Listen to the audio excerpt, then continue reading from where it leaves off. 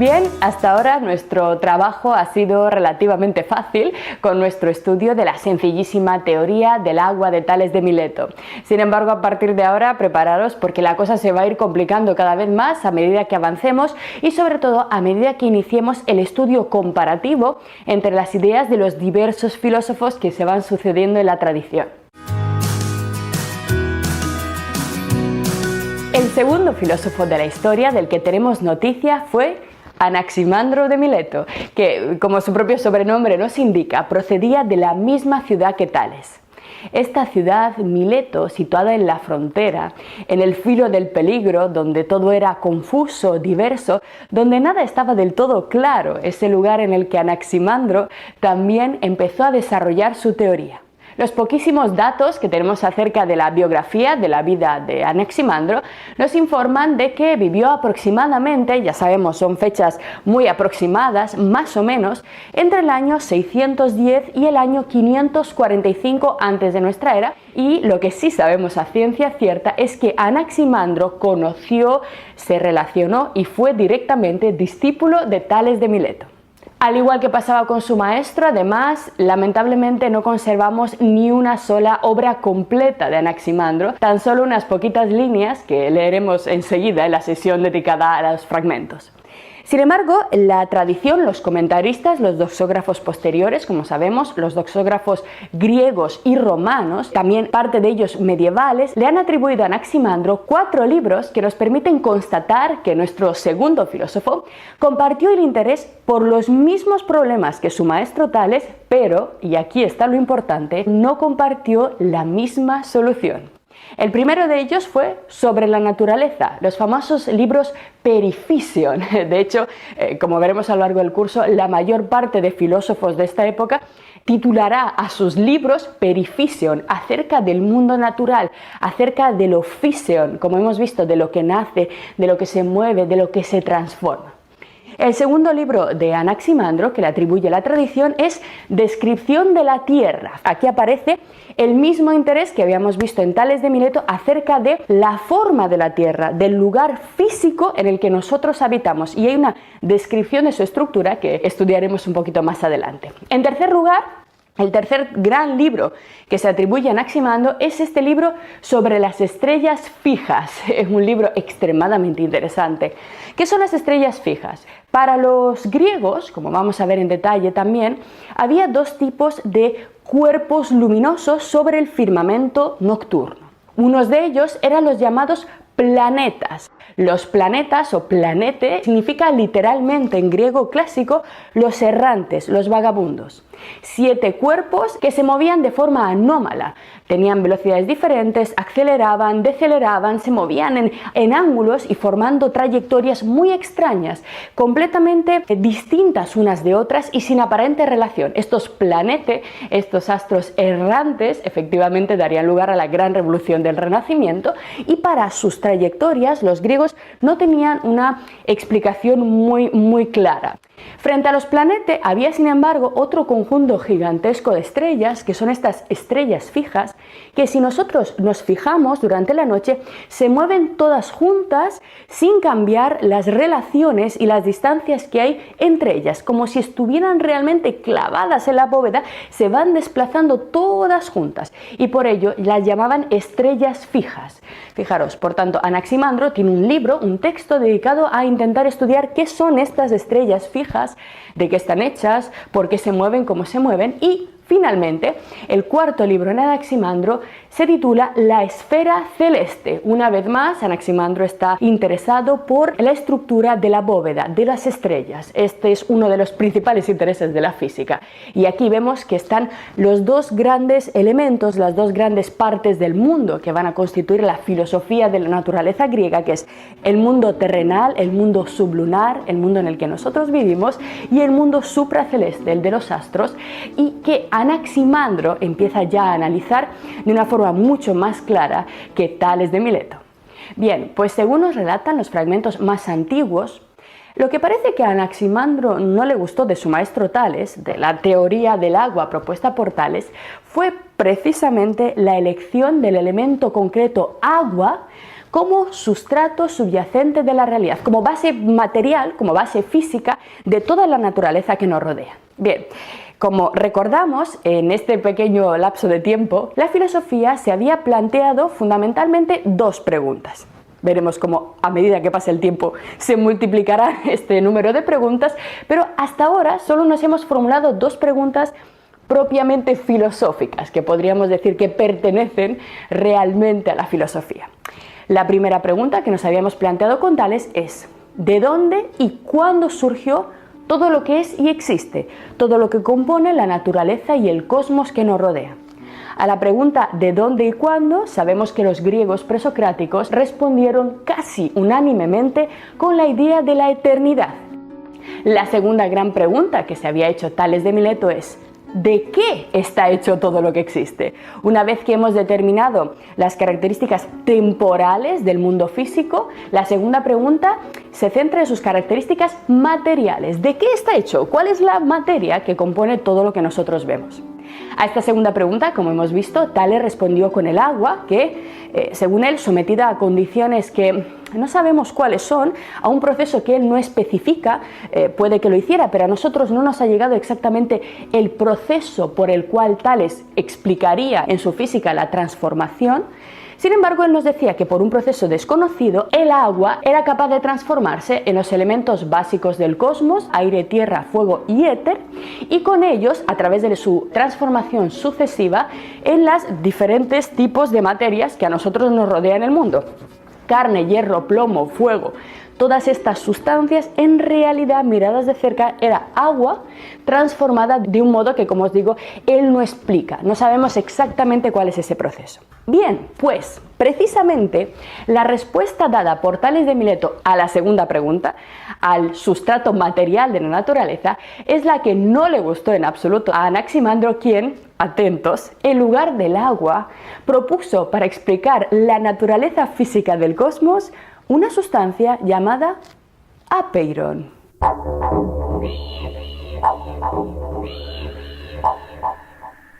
El apeiron, claro. ¿Es que no sabéis qué es el apeiron? ¿Todo el mundo sabe lo que es el apeiron o no? Evidentemente, fijaros. Si nosotros comparamos la propuesta de Tales, pues yo que sé, todo hijo de vecino ha visto lo que es el agua, todos hemos visto llover, todos hemos visto entrar en ebullición, hervir un cazo de agua o incluso agua congelada.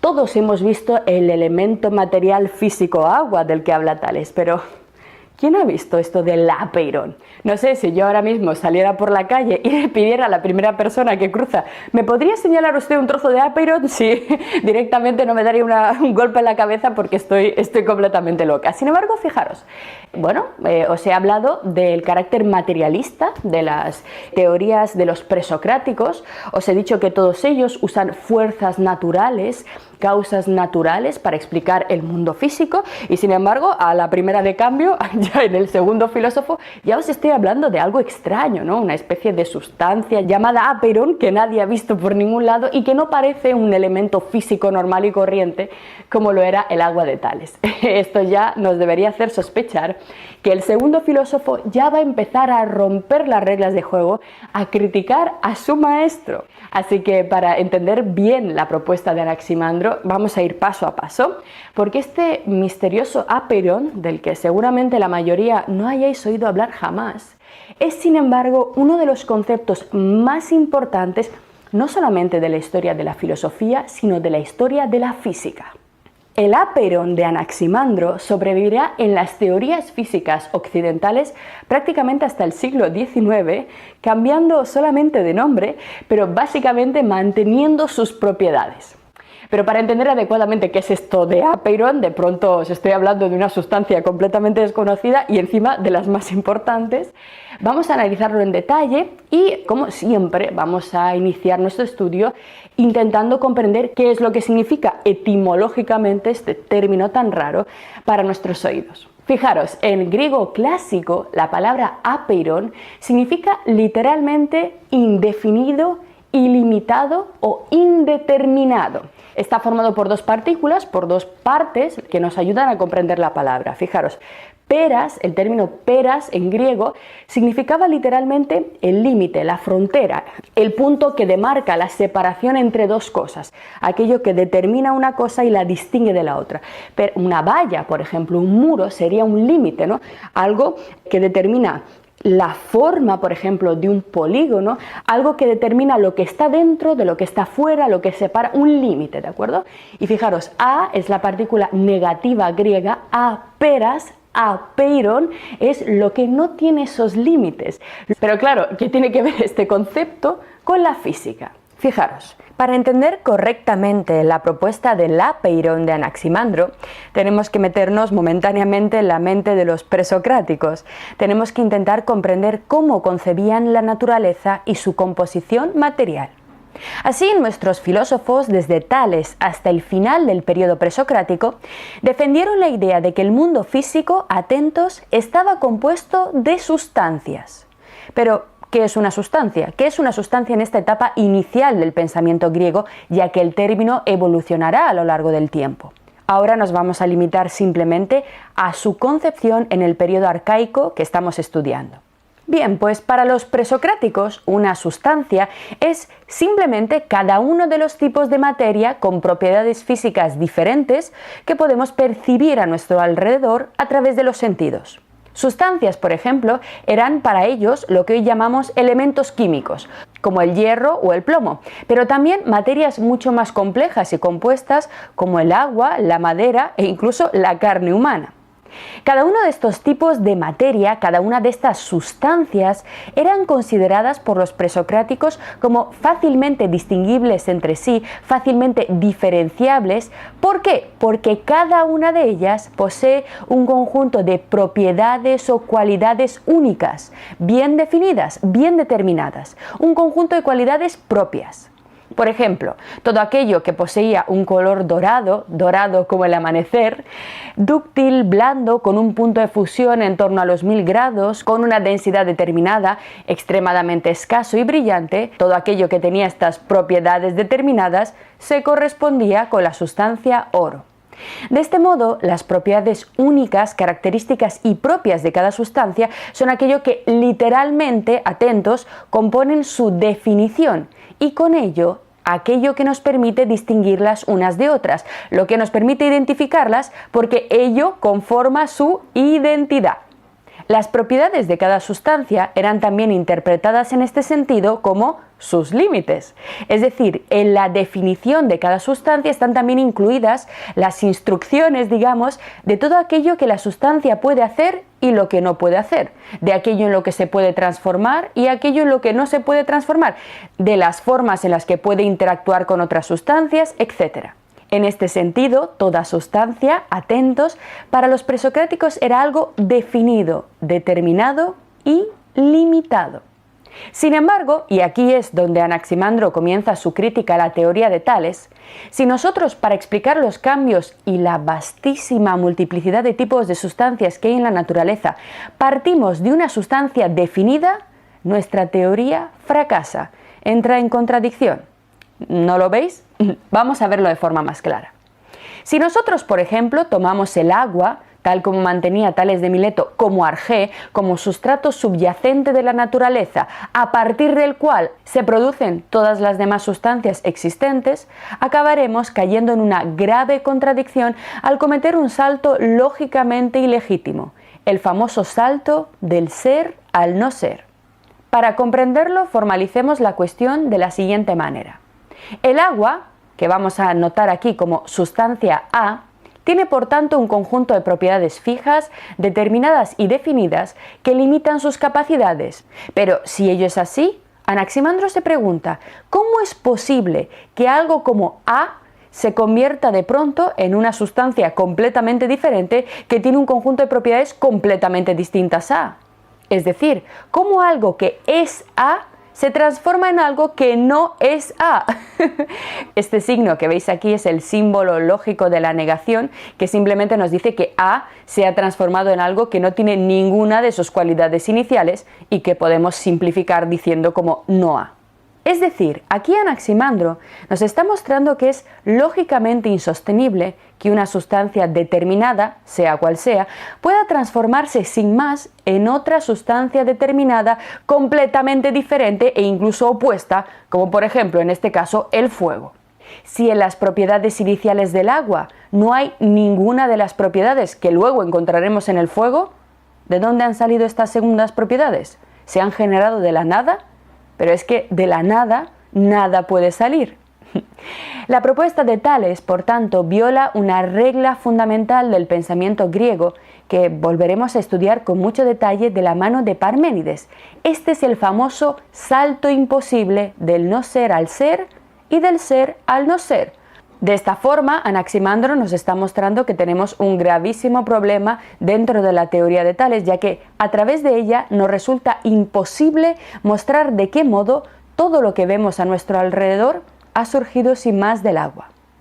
En cambio, nos dice Anaximandro que si en vez de una sustancia definida como el agua, postulamos como sustrato subyacente de la realidad una sustancia apeiron, es decir, una sustancia indeterminada, indefinida, que no posea en sí misma ninguna cualidad fija, determinada o limitada, esta sustancia virtualmente podría transformarse sin contradicción en toda la amplia variedad de materias que vemos a nuestro alrededor. Es decir, el apeiron, al no ser nada fijo, nada determinado en sí mismo, al ser pura potencialidad, podría transformarse sin contradicción en todas las demás sustancias definidas del mundo. Por tanto, si lo que nosotros queremos es explicar no solamente lo que tiene semejanza con el agua, sino toda la complejidad natural, incluso las cosas opuestas al agua, lo que necesitamos es postular algo completamente diferente, esta sustancia primordial, originaria, sin propiedades definidas, que en sí misma no sea nada concreto, que no tenga ninguna propiedad fija y definida, sino que virtualmente pueda transformarse en todas las sustancias definidas, en toda la inmensa variedad de cosas que nosotros vemos a nuestro alrededor. Fijaros qué importantísimo y qué interesantísimo giro lógico acaba de dibujar Anaximandro, partiendo además de las premisas de su maestro Tales, pero mostrando inconsistencias internas dentro de las conclusiones a las que había llegado Tales. Es decir, Tales, según Anaximandro, había razonado bien, eligiendo un sustrato material, buscando un único principio para la realidad, pero había deducido mal qué tipo de sustancia era la más adecuada para explicar el cosmos. Así que fijaros, si lo miráis más de cerca, lo que Anaximandro introduce aquí es algo que todos los que habéis estudiado filosofía tenéis que reconocer. Uno de los conceptos con mayor éxito de la historia del pensamiento, tanto de la filosofía como de la física. Un concepto que Platón y posteriormente Aristóteles rebautizarán como materia prima. Efectivamente, el apeiron de Anaximandro es la materia prima que informa el demiurgo de Platón y la materia prima que constituye la base de la física aristotélica. Nosotros, por ejemplo, vemos un árbol, una roca, una manzana, pero estas cosas, según los filósofos clásicos, solamente son formas temporales que adopta durante un tiempo muy corto esa materia prima universal, originaria, indeterminada, que compone todo lo que existe. De algún modo, esta indeterminación, por medio de diferentes mecanismos, veremos que cada filósofo propone el suyo, consigue estabilizar su vibración constante un tiempo y después desmoronarse otra vez, volver a esa indefinición, esa capacidad de transformarse en todo lo demás. Para que lo entendáis, los griegos lo que proponen es algo así como un sistema de reciclaje, ¿de acuerdo? La materia es algo indeterminado que va adoptando la forma de botella de plástico, persona, árbol o roca y posteriormente vuelve a reciclarse volviendo a un estado primordial para transformarse en cualquier otra cosa después con el paso del tiempo. Tan eficaz y tan interesante es este proceso de reciclaje griego que Aristóteles, de hecho, atribuye a esta indeterminación específica de la materia prima, de lo que Anaximandro llamaba apeiron, atribuye a las características del apeiron la muerte. Pero, ¿a qué se refiere Aristóteles? Fijaros. Él nos dice que, dado que las cosas están hechas de materia prima informe y caótica, de apeiron, las cosas no pueden mantenerse por mucho tiempo bajo una forma ordenada. Es decir, el apeirón es pura indeterminación, puro desorden, la materia prima es pura vibración, puro movimiento. Eso es, digamos, el estado realmente propio de la naturaleza, el caos. Sin embargo, de vez en cuando esas cosas se ordenan, pero ese orden... Yo soy, por ejemplo, una sustancia, diría Aristóteles, informada, una sustancia ordenada, pero solo temporalmente, porque la materia prima que me compone vibra y al pasado un determinado tiempo, esa vibración, nos dicen algunos, esa tendencia de volver a lo salvaje, a ese estado magmático, hace que las estructuras que me unen se rompan y finalmente yo vuelva también a ese estado primordial y originario para que con la materia que a mí me componen, en el futuro se puedan componer otros seres humanos u otras clases de cosas que forman el universo. Como dijo un celebérrimo astrónomo del siglo XX, somos polvo de estrellas.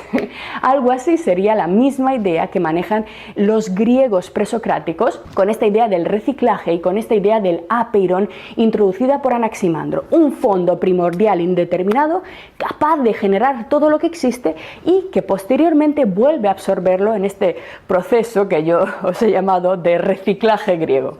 Todas estas visiones, todas estas explicaciones al principio pueden resultar difíciles de comprender, pero como en este curso y en el siguiente lo vamos a repetir 1000 veces, como en Aristóteles, en Platón también aparecen las mismas ideas, lo que al principio os pueda parecer muy exótico y confuso, os aseguro que os va a quedar muy claro, ¿de acuerdo? Simplemente, como siempre, paciencia en la filosofía y muy pronto amainará la tormenta.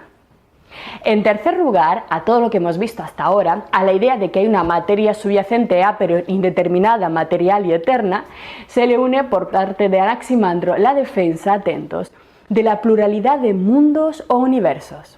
Según Anaximandro, fijaros, a partir de esta sustancia apeirón indeterminada eterna, de forma sucesiva, no simultánea, de forma sucesiva, se van conformando con el paso del tiempo universos completos, universos enteros que duran, se mantienen durante un tiempo determinado y que finalmente terminan desmoronándose, terminan desorganizándose, volviendo otra vez a un estado indefinido, a un estado apeirón. Sucesivamente, a partir del mismo apeirón indeterminado, se van generando infinitos universos.